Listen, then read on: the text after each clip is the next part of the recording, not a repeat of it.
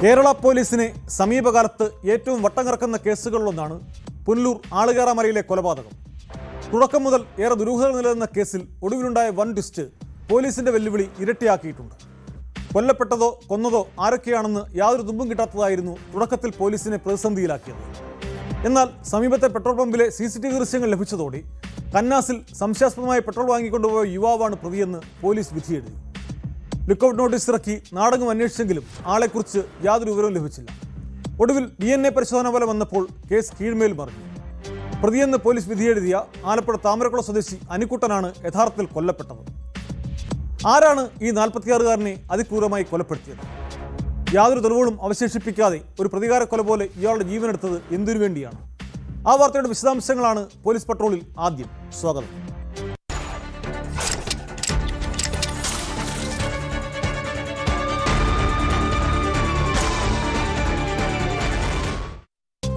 പുനലൂർ പിറവന്തൂർ മുക്കടവിലെ ആളുകേറാമലയിൽ കൈകാലുകൾ ചങ്ങല കൊണ്ട് ബന്ധിച്ച നിലയിൽ അജ്ഞാത മൃതദേഹം കണ്ടെത്തിയ സംഭവത്തിൽ വൻ വഴിത്തിരിവ്. കൊല്ലപ്പെട്ടത് പ്രതിയെന്ന് സംശയിച്ചിരുന്ന ആൾ തന്നെയാണെന്ന് കണ്ടെത്തിയതോടെ കേസ് കുഴഞ്ഞു മറിഞ്ഞിരിക്കുകയാണ്. ആലപ്പുഴ താമരക്കുളം വേടരപ്ലാവ് സ്വദേശി പാപ്പർ എന്ന് വിളിക്കുന്ന അനിക്കുട്ടനാണ് മരിച്ചതെന്നാണ് ശാസ്ത്രീയ പരിശോധനയിൽ വ്യക്തമായത്. 5 മാസം മുമ്പ് മൃതദേഹം കണ്ടെത്തിയ സംഭവത്തിൽ കൊലപാതകയാരെന്നറിയാതെ ഇപ്പോഴും ഇരുട്ടിൽ തപ്പുകയാണ് പോലീസ്.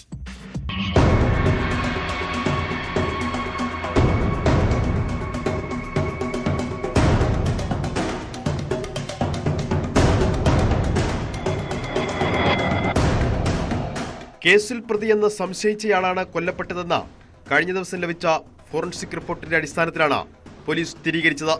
ആലപ്പുഴ താമരക്കുളം വേടരപ്ലാവ് സ്വദേശി പാപ്പർ എന്ന് വിളിക്കുന്ന 46-കാരൻ അനിക്കുട്ടനാണ് മരിച്ചതെന്നാണ് കണ്ടെത്തൽ.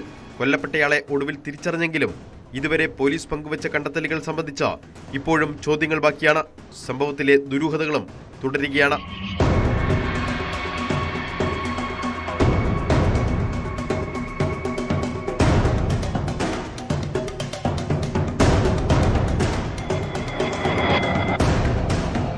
പുനലൂർ മൂവാറ്റുപുഴ ഹൈവേയോട് ചേർന്നുള്ള മുക്കടവ് ആളുകേറാമലയിലെ റബ്ബർ തോട്ടത്തിൽ കഴിഞ്ഞ സെപ്റ്റംബർ 23-നാണ് മൃതദേഹം കണ്ടത്.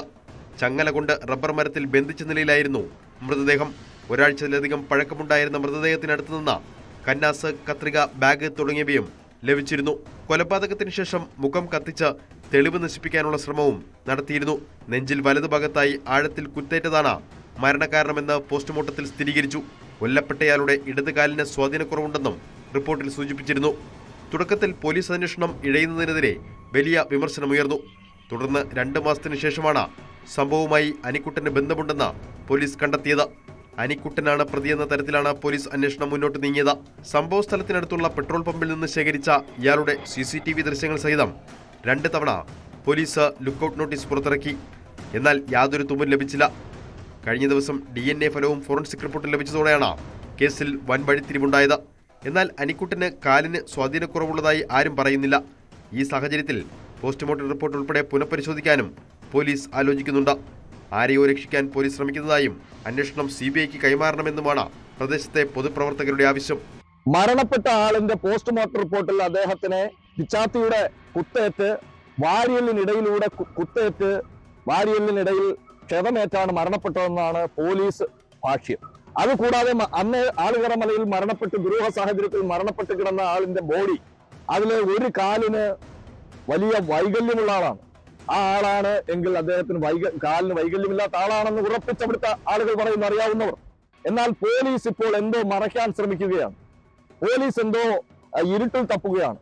ഈ കേസ് അവസാനിപ്പിക്കുന്നതിന് വേണ്ടി പോലീസിന്റെ ഭാഗത്തു നിന്ന് വലിയ ശ്രമം നടന്നുകൊണ്ടിരിക്കുകയാണ്. താമരക്കുളം സ്വദേശിയായ അനിക്കുട്ടന് പുനലൂരുമായി എന്താണ് ബന്ധമെന്നതും വ്യക്തമായിട്ടില്ല. ടൈൽ പണിക്കാരനായ അനിക്കുട്ടൻ ജോലിയുമായി ബന്ധപ്പെട്ടാണോ പുനലൂരിലെത്തിയത് എന്ന് പോലീസ് സംശയിക്കുന്നു. പുതിയ വഴിത്തിരിവോടെ അന്വേഷണം ഊർജിതപ്പെടുത്തിയതായാണ് പോലീസ് പറയുന്നത്. കൊല്ലപ്പെട്ടതാരെന്ന് സ്ഥിരീകരിച്ചതോടെ കൊലപാതകയിലേക്കുള്ള ദൂരം കുറഞ്ഞെന്നാണ് പോലീസിന്റെ പ്രതീക്ഷ.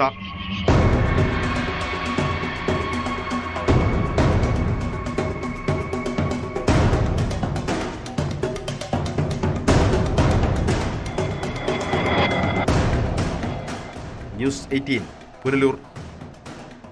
ഭാര്യയെ കൊല്ലാൻ 3 തവണ ഭക്ഷണത്തിൽ വിഷം ചേർത്ത് നൽകുക, ആ ശ്രമങ്ങൾ വിജയം കാണാത്തതിനാൽ ഒടുവിൽ കൊട്ടേഷൻ നൽകി കൊലപ്പെടുത്തുക.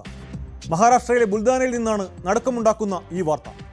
പ്രകാശ് ഗവാണ്ടെ എന്നയാളാണ് അധ്യാപികയായ ഭാര്യ വൃഷാലിയെ വാടക കൊലയാളി ഏർപ്പെടുത്തി കൊലപ്പെടുത്തിയത്. ആദ്യം അപകടമരണമാണെന്ന് കരുതിയെങ്കിലും അന്വേഷണത്തിൽ കൊലപാതകം തെളിഞ്ഞതോടെ പ്രതികളെ പോലീസ് അറസ്റ്റ് ചെയ്തു.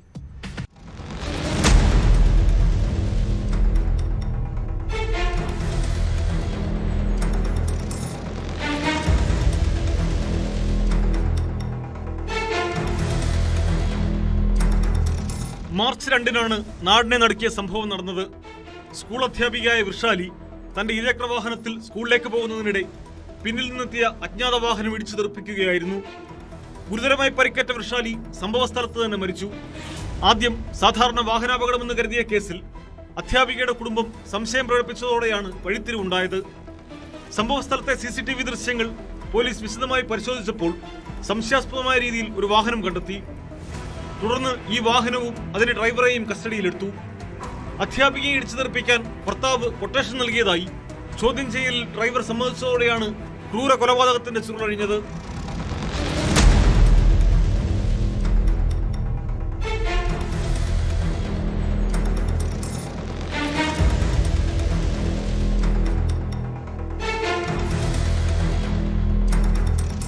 മൂന്ന് തവണ ഭക്ഷണത്തിൽ വിഷം നൽകി കൊല്ലാൻ ശ്രമിച്ചിട്ടും മരിക്കാത്തതിനെ തുടർന്നാണ് പ്രകാശ് ഗവാണ്ടെ ഭാര്യയെ കൊല്ലാൻ 1 ലക്ഷം രൂപയ്ക്ക് കൊട്ടേഷൻ നൽകിയതെന്ന് പോലീസ് പറയുന്നു. കാറിടിപ്പിച്ച് കൊന്ന ശേഷം അപകടമരണമാണെന്ന് വരുത്തി തീർക്കുകയായിരുന്നു ലക്ഷ്യം. മങ്കേഷ് ചുൽക്കർ എന്നയാൾക്കാണ് ഇതിനായി കൊട്ടേഷൻ നൽകിയത്. ചുൽക്കറാണ് അറസ്റ്റിലായ ഡ്രൈവർ മനീഷ് സൂര്യവംശിയെ കൊലയ്ക്കായി അയച്ചത്. 3 പേരെയും പോലീസ് അറസ്റ്റ് ചെയ്തിട്ടുണ്ട്. കുടുംബവഴക്കാണ് കൊലപാതകത്തിനുമില്ലെന്ന നിഗമനത്തിലാണ് പോലീസ്. यांचे पती प्रकाश गावंडे तसेच मंगेश सावळकर आणि गाडी चालक मंगेश सूर्यवंशी असे 3 लोक याच्यामध्ये निष्पन्न झाले आणि यांची ज्यावेळेस आम्ही सखोल तपासणी केली, चौकशी केली, सगळे तांत्रिक पुरावे हस्तगत केल्यानंतर जी काही माहिती आली, त्यांचं इंट्रोगेशन केलं, सायंटिफिक इंट्रोगेशन, त्याच्यानंतर असं कळालं की जे यांचे पती होते प्रकाश गावंडे यांनी पैसे देऊन या खुनाचा कट रचला आणि पैसे दिल्यानंतर जो चालक होता मंगेश सूर्यवंशी यांनी ती गाडी अशा पद्धतीने चालवली, त्या महिलेला मागून धडक देऊन तिचा खून करण्यात. മാസങ്ങൾക്ക് മുമ്പ് ഭർത്തൃ വീട്ടിൽ ഗാർഹിക പീഡനത്തിനിരയായെന്നാരോപിച്ച് വൃഷാലി പോലീസിൽ പരാതി നൽകിയിരുന്നു. തുടർന്ന് ദമ്പതിമാർ കുറച്ചുകാലം വേർപിരിഞ്ഞാണ് താമസിച്ചിരുന്നത്. പിന്നീട് ബന്ധുക്കൾ ഇടപെട്ട് അനുരഞ്ജന ചർച്ച നടത്തിയതോടെ വീണ്ടും ഒരുമിച്ച് താമസിക്കുകയായിരുന്നു. പ്രതികളെ പോലീസ് കസ്റ്റഡിയിൽ വാങ്ങി തെളിവെടുപ്പ് നടത്തി. കൊലപാതകത്തിന് ഡ്രൈവർക്ക് പ്രതിഫലമായി നൽകിയ പണവും പോലീസ് പിടിച്ചെടുത്തിട്ടുണ്ട്.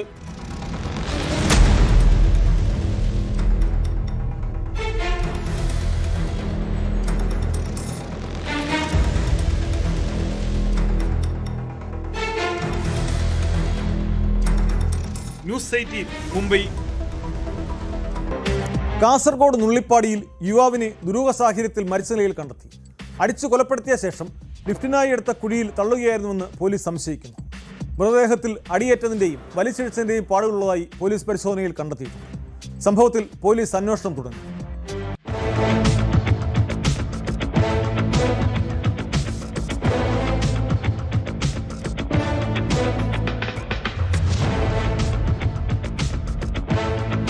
കാസർഗോഡ് നഗരത്തിന് സമീപം നുള്ളിപ്പാടിയിൽ നിർമ്മാണം നടന്നുകൊണ്ടിരിക്കുന്ന 3 നില കെട്ടിടത്തിന്റെ ലിഫ്റ്റിനായി എടുത്ത കുഴിയിലാണ് മൃതദേഹം കണ്ടെത്തിയത്. ചൊവ്വാഴ്ച രാത്രി 9:30-ഓടെ കെട്ടിട ഉടമയാണ് മൃതദേഹം കണ്ടത്. കെട്ടിടത്തിൽ ചിലർ കിടന്നുറങ്ങുന്ന വിവരം ലഭിച്ചതിനെ തുടർന്ന് പരിശോധിക്കാനാണ് ഉടമ എത്തിയത്. ഇതിനിടയിൽ ലിഫ്റ്റിനായി എടുത്ത കുഴിയിൽ 50 വയസ്സോട് പ്രായമുള്ള ഒരാൾ മരിച്ച നിലയിൽ കിടക്കുന്നത് കണ്ടെത്തുകയായിരുന്നു. ഉടൻ തന്നെ ഉടമ പോലീസിനെ വിവരമറിയിച്ചു. തുടർന്ന് കാസർഗോഡ് ഇൻസ്പെക്ടർ നളിനാക്ഷിന്റെ നേതൃത്വത്തിൽ പോലീസ് സംഘം സ്ഥലത്തെത്തി പ്രാഥമിക അന്വേഷണം നടത്തി. ഫയർഫോഴ്സ് എത്തിയാണ് കുഴിയിലിറങ്ങി മൃതദേഹം കരക്ക് കയറ്റിയത്. മൃതദേഹത്തിൽ അടിയേറ്റതിന്റെയും വലിച്ചഴിച്ചതിന്റെയും പാടുകളുള്ളതായി പോലീസ് പരിശോധനയിൽ കണ്ടെത്തി. അടിവസ്ത്രം മാത്രമേ ഉണ്ടായിരുന്നുള്ളൂ. മൃതദേഹം കണ്ടെത്തിയ സ്ഥലത്തിന്റെ മുകളിലായി ചോരപ്പാടുകളും കണ്ടെത്തിയിട്ടുണ്ട്. കൊലപാതകത്തിന് ശേഷം മൃതദേഹം ഇവിടെ ഉപേക്ഷിച്ചതാകാമെന്ന സംശയമാണ് ബലപ്പെടുന്നത്.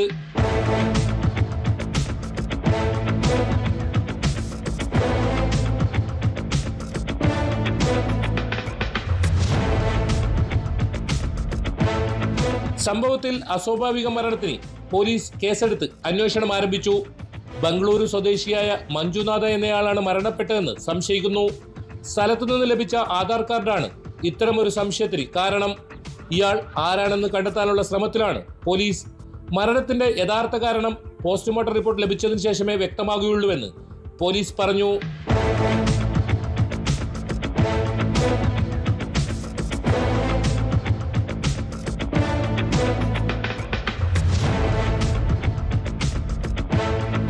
ന്യൂസ് 18 കാസർഗോഡ്. ആലപ്പുഴ ചെന്നിത്തല നവോദയ സ്കൂളിലെ +1 വിദ്യാർത്ഥിയെ ജീവനൊടുക്കിയ നിലയിൽ കണ്ടെത്തിയ സംഭവത്തിൽ പോലീസ് അന്വേഷണം തുടങ്ങി. അസ്വാഭാവിക മരണത്തിനാണ് പോലീസ് കേസെടുത്തിട്ടുള്ളത്. കായംകുളം സ്വദേശി അഫിഗീദിൻ്റേത് കൊലപാതകമാണെന്നാണ് കുടുംബത്തിന്റെ ആരോപണം. 8 മാസങ്ങൾക്ക് മുമ്പും ഇതേ സ്കൂളിന്റെ ഹോസ്റ്റലിൽ ഒരു വിദ്യാർത്ഥിനിയെ മരിച്ച നിലയിൽ കണ്ടെത്തിയിരുന്നു. ആ കേസിലും അന്വേഷണം എങ്ങും എത്തിയിട്ടില്ല.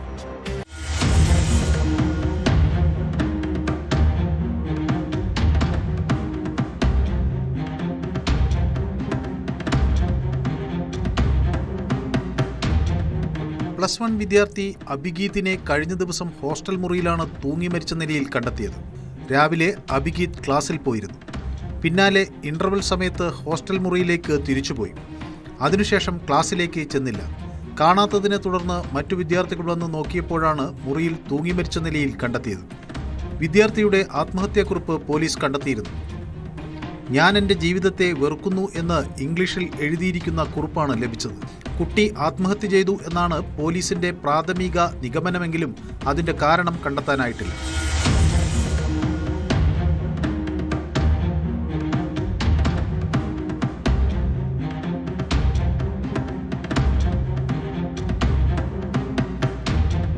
അതേസമയം മകൻ ഒരിക്കലും ജീവനൊടുക്കില്ലെന്നും കൊലപാതകമാണെന്നുമാണ് പിതാവ് ആരോപിക്കുന്നത്. സംഭവത്തിൽ മാന്നാർ പോലീസ് അസ്വാഭാവിക മരണത്തിന് കേസെടുത്ത് അന്വേഷണം തുടങ്ങി. കഴിഞ്ഞ 8 മാസത്തിനിടെ സ്കൂൾ ഹോസ്റ്റലിൽ നടക്കുന്ന 2ാമത്തെ മരണമാണ് അഭിഗീത്തിൻ്റെത്.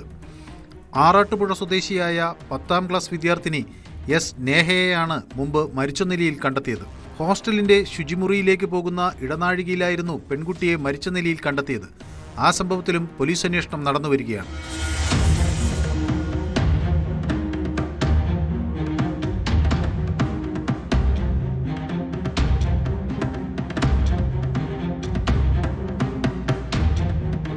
ന്യൂസ് 18 മാവേലിക്കര. CPM പ്രവർത്തകൻ ഇരിട്ടി പുന്നാട് യാക്കൂബ് കൊലക്കേസിൽ BJP RS പ്രവർത്തകരുടെ ശിക്ഷ ശരിവെച്ച് ഹൈക്കോടതി. 5 പ്രതികളുടെ ജീവപര്യന്ത ശിക്ഷയാണ് ശരിവെച്ചത്. തലശ്ശേരി സെഷൻസ് കോടതിയാണ് പ്രതികൾക്ക് ജീവപര്യന്ത ശിക്ഷ വിധിച്ചത്. കേസിൽ 11 പ്രതികളെ കോടതി വെറുതെ വിട്ടിരുന്നു. 2003 ജൂൺ 13 രാത്രിയാണ് യാക്കൂബിനെ ബോംബെറിഞ്ഞ് കൊലപ്പെടുത്തിയത്.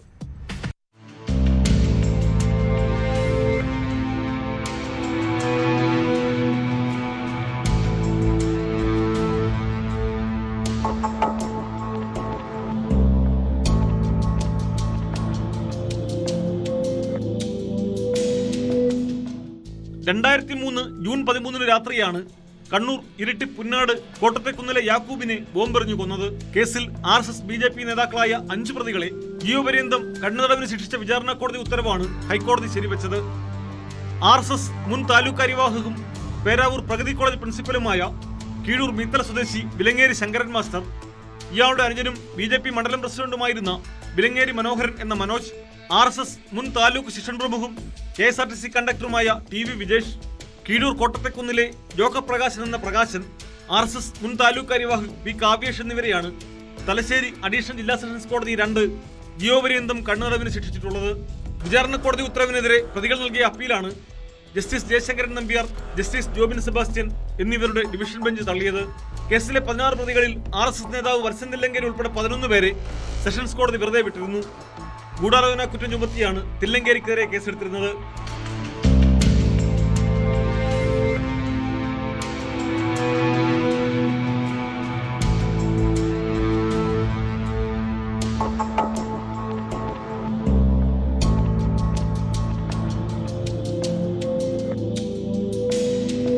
ന്യൂസ് 18 കൊച്ചി. കൊല്ലം ശാസ്താംകോട്ട പോലീസ് സ്റ്റേഷനിൽ പോലീസ് ഉദ്യോഗസ്ഥരും DYFI പ്രവർത്തകരും തമ്മിൽ കയ്യാങ്കളി. പോലീസ് കസ്റ്റഡിയെടുത്ത പ്രതികളെ അനുമതിയില്ലാതെ സ്റ്റേഷനിൽ കയറി DYFI പ്രവർത്തകർ കാണാൻ ശ്രമിച്ചതാണ് പ്രശ്നത്തിന്റെ തുടക്കം. സംഘർഷത്തിന്റെ ദൃശ്യങ്ങളും പുറത്തു വന്നിട്ടുണ്ട്. ഒടുവിൽ കസ്റ്റഡിയെടുത്തവരെ പോലീസ് വിട്ടയക്കുകയായിരുന്നു.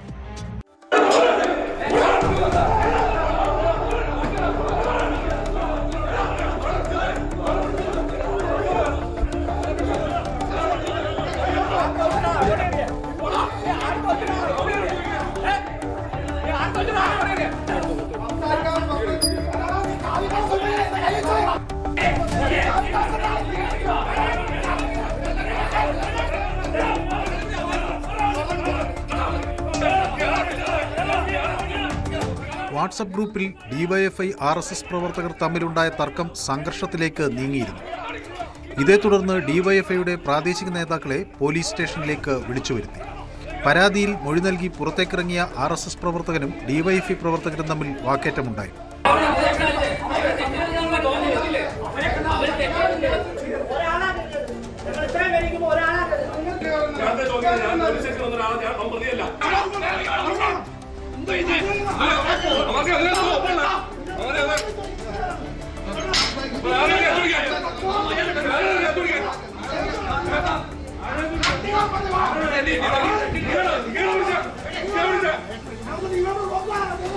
ഒടുവിൽ പോലീസ് ബലം പ്രയോഗിച്ചാണ് ഇരുകൂട്ടരെയും പിന്തിരിപ്പിച്ചത്. ഇതിനുശേഷം കസ്റ്റഡിയിലുള്ള പ്രവർത്തകരോട് സംസാരിക്കാൻ പോലീസ് സ്റ്റേഷനുള്ളിലേക്ക് ഡിവൈഎഫ്ഐ പ്രവർത്തകർ കയറി. ഇത് ഉദ്യോഗസ്ഥർ തടഞ്ഞതോടെ തർക്കമായി. തുടർന്ന് പോലീസുകാരുമായി കയ്യാങ്കളി ഉണ്ടാവുകയായിരുന്നു.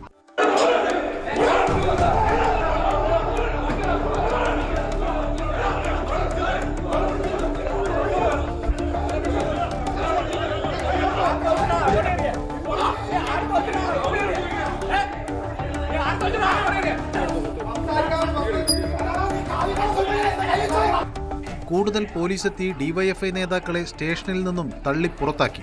പിന്നീട് സ്റ്റേഷന്റെ മുന്നിലും പോലീസുമായി വാക്കേറ്റം തുടർന്നു. ഏറെ നേരത്തെ തർക്കങ്ങൾക്കൊടുവിൽ രാഷ്ട്രീയ ഇടപെടലിനെ തുടർന്ന് കസ്റ്റഡിയിലുണ്ടായിരുന്ന പ്രവർത്തകരെ പോലീസ് വിട്ടയച്ചു. കസ്റ്റഡിയിലെടുത്തവർക്കെതിരെ ജാമ്യമില്ലാ വകുപ്പ് പ്രകാരം കേസെടുത്തിട്ടുണ്ട്.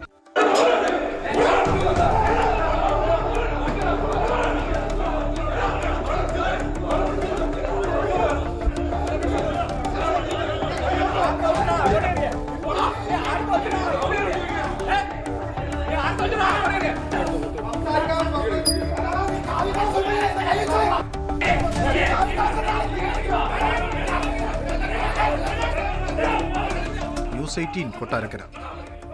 തിരുവനന്തപുരം തമ്പാനൂർ പോലീസ് സ്റ്റേഷനിലെ ഉദ്യോഗസ്ഥർക്ക് അപ്രതീക്ഷിതമായി ഒരു സെലിബ്രിറ്റി സ്റ്റേഷനിലെത്തിയതിന്റെ അമ്പരപ്പ് മാറിയിട്ടില്ല. കുംഭമേളയിലെ വൈറൽ താരം മൊണാലിസയും കാമുകനുമാണ് അഭയം തേടി തമ്പാനൂർ സ്റ്റേഷനിലെത്തിയത്.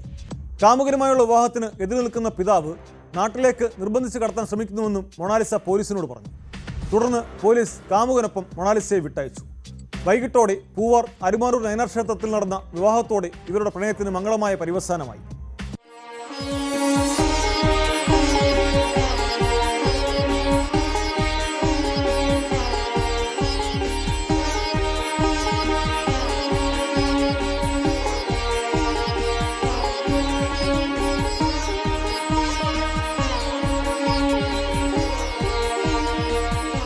രാവിലെയാണ് മൊണാലിസ ഭോസ്ലെയും കാമുകൻ ഫർമാൻ ഖാനും തമ്പാനൂർ പോലീസ് സ്റ്റേഷനിൽ പരാതിയുമായി എത്തിയത്. അച്ഛൻ നാട്ടിലേക്ക് നിർബന്ധിച്ച് കൊണ്ടുപോകാൻ ശ്രമിക്കുന്നുവെന്നായിരുന്നു മൊണാലിസയുടെ പരാതി. കഴിഞ്ഞ 3-4 ദിവസമായി സിനിമാ ഷൂട്ടിങ്ങിനായി ഇവർ പൂവാറിൽ ഉണ്ടായിരുന്നു. മൊണാലിസ പിതാവിനൊപ്പം ജയകുമാർ എന്ന ആളിന്റെ വീട്ടിലാണ് താമസിച്ചിരുന്നത്. നാട്ടിലേക്ക് മടങ്ങാൻ വിമാനത്താവളത്തിലേക്ക് പോകുന്നതിനിടെ തർക്കമുണ്ടാവുകയും മൊണാലിസയും കാമുകനും പോലീസ് സ്റ്റേഷനിൽ എത്തുകയുമായിരുന്നു. ഷൂട്ടിംഗ് സ്ഥലത്ത് നിന്ന് സംവിധായകനും അണിയറ പ്രവർത്തകരും സ്റ്റേഷനിൽ എത്തിയിരുന്നു. തുടർന്ന് പോലീസ് മൊണാലിസയെ ഫർമാനൊപ്പം വിട്ടയച്ചു. വൈകിട്ടോടെയാണ് അരുമാനൂർ നൈനാർ ക്ഷേത്രത്തിൽ ഫർമാൻ ഖാൻ മൊണാലിസ ഭോസ്ലെക്ക് താലി ചാർത്തിയത്. ക്ഷേത്രത്തിന് പുറത്തുള്ള ഗുരുമന്ദിരത്തിൽ വെച്ചായിരുന്നു വിവാഹം.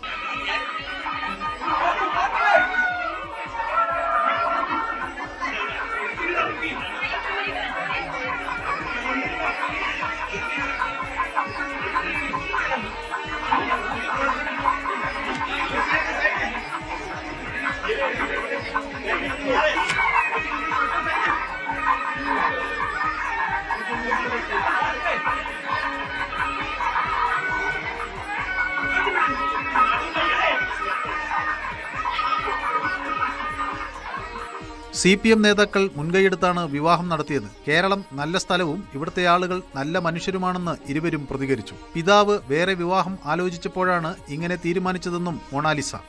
केरला मुझे अच्छा लगा, यहाँ के लोग बहुत ही अच्छे हैं। इधर घूमने के लिए है क्योंकि हम यहाँ पे दोनों लव करते हैं, प्यार करते हैं एक दूसरे से। यहाँ पे हम घूमने के लिए है, हमें ये मंदिर अच्छा लगा और यहाँ पे केरला के लोग बहुत अच्छे हैं, इसलिए हमने चूज किया कि हम यहाँ पे ही शादी करेंगे इसी मंदिर से। प्रोग्राम क्या है इधर से? अभी अभी देखेंगे आगे क्या होता है। केरला में ही रहेगा। हाँ, कोशिश करेंगे केरला में रहने की, क्योंकि केरला बहुत अच्छा है और यहाँ पे रहेंगे। नहीं, वैसे तो मुझे पता नहीं, लेकिन यहाँ पे मुझे लगा कि यहाँ पे अच्छा है करने के लिए शादी। यहाँ के लोग अच्छे हैं, मंदिर अच्छा है, यहाँ के लोग सपोर्ट बहुत ज्यादा करते हैं। सपोर्ट बहुत ज्यादा करते हैं। आप लोगों ने इतना प्यार दिखाया, सब कुछ किया, बहुत अच्छा लगा। दिल से आप सभी का धन्यवाद। हाँ, इधर देखते हैं आगे अच्छा लगेगा। केरला बहुत अच्छा है और यहाँ पे देखेंगे, सेटल करेंगे। अगर अच्छा लगा तो मोनालिसा को जब तक अच्छा लगेगा देखेंगे। कितने साल का नहीं है, ये 6 मंथ का प्यार है, 6 मंथ। लेकिन 6 मंथ हमारे लिए 60 इयर्स के बराबर है। 1.5 വർഷം മുമ്പ് സമൂഹ മാധ്യമങ്ങളിലൂടെ ആരംഭിച്ച പ്രണയത്തിന് വീട്ടുകാർ തടസ്സം നിന്നതോടെയാണ് ഇരുവരും പോലീസ് സ്റ്റേഷനിലെത്തിയത്. മധ്യപ്രദേശിലെ ഇൻഡോർ സ്വദേശിനിയാണ് മൊണാലിസ. മഹാരാഷ്ട്ര സ്വദേശിയാണ് ഫർമാൻ ഖാൻ. പ്രയാഗ് കുംഭമേളയ്ക്കിടെയാണ് മൊണാലിസ താരമായത്.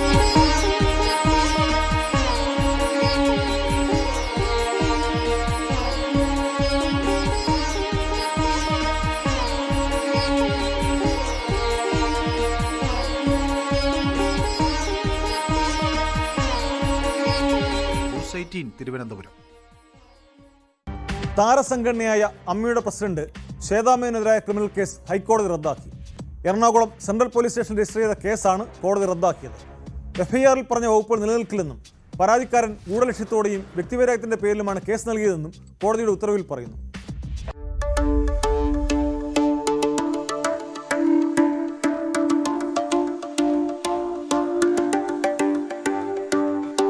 അശ്ലീല സിനിമകളിലൂടെ പണം സമ്പാദിച്ചെന്ന മാർട്ടിൻ മേനാച്ചേരിയുടെ പരാതിയിലായിരുന്നു എറണാകുളം സെൻട്രൽ പോലീസ് ശ്വേതാ മേനോനെതിരെ കേസ് രജിസ്റ്റർ ചെയ്തത്. IT നിയമത്തിലെ 67A പ്രകാരമായിരുന്നു കേസ്. അശ്ലീല ദൃശ്യങ്ങൾ സോഷ്യൽ മീഡിയയിലൂടെ പ്രചരിപ്പിച്ചെന്നും പരാതിയിൽ ആരോപണമുണ്ടായിരുന്നു. ഈ കേസാണ് ഹൈക്കോടതി ജസ്റ്റിസ് CS ഡയസിന്റെ ബെഞ്ച് റദ്ദാക്കിയത്.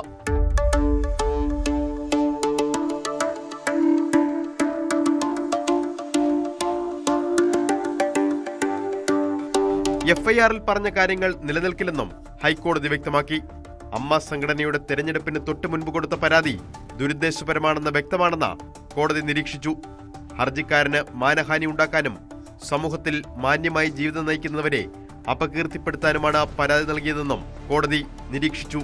ഹർജിക്കാരനു വേണ്ടി അഡ്വക്കേറ്റ് M രവികൃഷ്ണൻ, അഡ്വക്കേറ്റ് ഉണ്ണി കാപ്പൻ എന്നിവർ കോടതിയിൽ ഹാജരായി.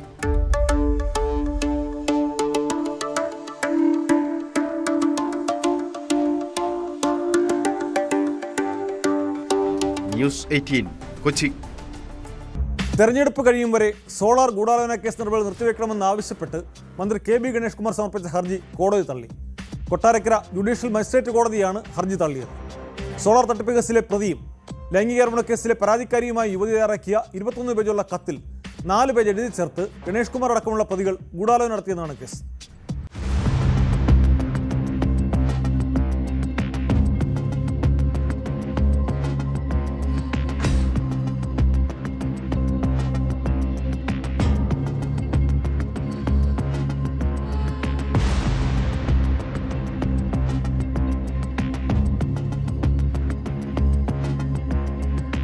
തെരഞ്ഞെടുപ്പ് അടുത്ത സാഹചര്യത്തിൽ കോടതി നടപടികൾക്ക് അമൃത പ്രാധാന്യം ലഭിക്കുന്നുവെന്നും അത് തനിക്ക് ദോഷമായി ബാധിക്കുമെന്നും കാണിച്ചാണ് KB ഗണേഷ് കുമാർ കോടതിയെ സമീപിച്ചത്. തെരഞ്ഞെടുപ്പ് കഴിയും വരെ കോടതി നടപടികൾ നിർത്തിവെക്കണമെന്നായിരുന്നു ഹർജിയിലെ ആവശ്യം.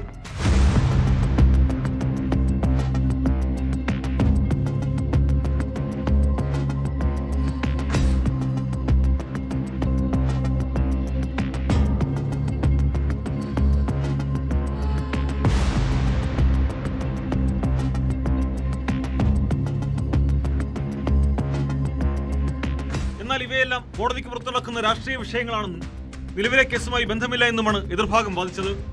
ഇരുവാദങ്ങളും കേട്ട ശേഷം കോടതി KB ഗണേഷ് കുമാറിന്റെ ഹർജി തള്ളുകയായിരുന്നു. ഇലക്ഷൻ കഴിയുന്നതുവരെ നടപടികൾ നിർത്തിവെക്കണം എന്നുള്ള ഒരു ഹർജിയാണ് അദ്ദേഹം സമർപ്പിച്ചത്. ആ ഹർജി ഇന്ന് കോടതി തള്ളി ഉത്തരവായിട്ടുണ്ട്. അതിന് ഞങ്ങളും തടസ്സ ഹർജി ബോധിപ്പിച്ചു. ഗണേഷ് കുമാർ ഇത് ആദ്യം തന്നെ ഇത് പ്രമാ ഫേസി കേസുണ്ടെന്ന് കണ്ടിട്ട് അദ്ദേഹം ഹൈക്കോടതിയെ സമീപിക്കുകയും അപ്പോൾ അദ്ദേഹത്തിന് സമൻസ് പോയപ്പോൾ ഹൈക്കോടതിയെ സമീപിക്കുകയും അതിൻ്റെ അടിസ്ഥാനത്തിൽ ഹൈക്കോടതിയിൽ സ്റ്റേ അനുവദിച്ചു. 2 വർഷത്തോളം നടപടിക്രമം എന്നുള്ള നിലയിൽ സ്റ്റേയും അനുവദിച്ചു. അതിനുശേഷം 2 വർഷത്തിന് ശേഷമാണ് ഇതിൻ്റെ ജഡ്ജ്മെൻറ്റ് ഉണ്ടാകുന്നത്. അത് അദ്ദേഹത്തിൻ്റെ പെറ്റീഷൻ തള്ളി ഉത്തരവായതാണ്.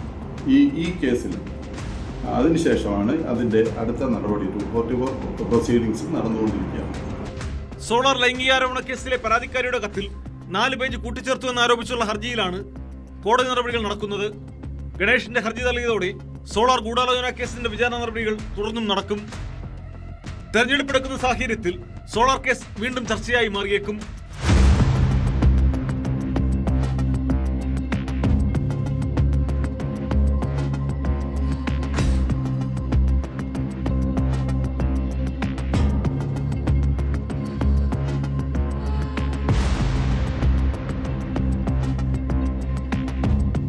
ന്യൂസ് 18 കൊട്ടാരക്കര. കുറ്റകൃത്യങ്ങളുടെ മറ്റു ചില വാർത്തകൾ ചുരുക്കത്തിൽ. മുൻമന്ത്രി കടകംപള്ളി സുരേന്ദ്രനെതിരെ ശബരിമല സ്വർണ്ണക്കൊള്ളക്കേസ് പ്രതി ഉണ്ണികൃഷ്ണൻ പോറ്റിയുടെ പരാതി. തനിക്കെതിരെ കഴക്കൂട്ടം സ്വദേശിനി നൽകിയ പരാതിക്ക് പിന്നിൽ കടകംപള്ളി എന്ന സംസ്ഥാന പോലീസ് മേധാവിക്ക് നൽകിയ പരാതിയിൽ ആരോപിക്കുന്നു. ഭൂമി വാങ്ങിയതുമായി ബന്ധപ്പെട്ടാണ് കഴക്കൂട്ടം സ്വദേശിനി പോറ്റിക്കെതിരെ പരാതി നൽകിയത്. 3-ാം ബലാത്സംഗ കേസിൽ രാഹുൽ മാങ്കൂട്ടത്തിൽ MLAക്ക് ആശ്വാസം. മൊബൈൽ ഫോണിന്റെ പാസ്വേഡ് അന്വേഷണ സംഘത്തിന് നൽകണമെന്ന ഉത്തരവ് ഹൈക്കോടതി സ്റ്റേ ചെയ്തു. തിരുവല്ല മജിസ്ട്രേറ്റ് കോടതിയുടെ ഉത്തരവാണ് സ്റ്റേ ചെയ്തത്. ചവറയിൽ ഓട്ടോറിക്ഷ ഡ്രൈവറെ ആക്രമിച്ച് പരിക്കേൽപ്പിച്ച പ്രതിയെ പോലീസ് അറസ്റ്റ് ചെയ്തു. അറസ്റ്റിലായത് ചവറ വട്ടത്തറ സ്വദേശി രഞ്ജിത് കുമാർ. കൊല്ലത്ത് എക്സൈസ് സംഘത്തിന്റെ മിന്നൽ പരിശോധനയിൽ മെത്താഫിറ്റമിനുമായി യുവാവ് പിടിയിൽ. ആശ്രമം ശാന്തിനഗർ ചന്ദ്രാലയത്തിൽ ആശിഷാണ് പിടിയിലായത്. കണ്ണൂരിൽ 12 വയസ്സുള്ള ആൺകുട്ടിയെ ലൈംഗികമായി പീഡിപ്പിച്ച മദ്രസ അധ്യാപകന് 30 വർഷം കണ്ണടവും 1 ലക്ഷം രൂപ പിഴയും ശിക്ഷ. പിഴയടച്ചില്ലെങ്കിൽ 5 മാസം കൂടി തടവനുഭവിക്കണം. മലപ്പുറം സ്വദേശിയും മദ്രസ അധ്യാപകനുമായിരുന്ന നസീബിനെയാണ് കണ്ണൂർ ഫാസ്റ്റ് ട്രാക്ക് സ്പെഷ്യൽ കോടതി ശിക്ഷിച്ചത്. പഴയങ്ങാടി ചുമടുതാങ്ങിയിലെ മദ്രസയിൽ പഠിച്ചുകൊണ്ടിരുന്ന ആൺകുട്ടിയെ നിരവധി തവണ ലൈംഗിക പീഡനത്തിനിരയാക്കിയെന്നാണ് കേസ്. ഇന്നത്തെ പോലീസ് പട്രോൾ പൂർത്തിയാകുന്നു. നമസ്കാരം.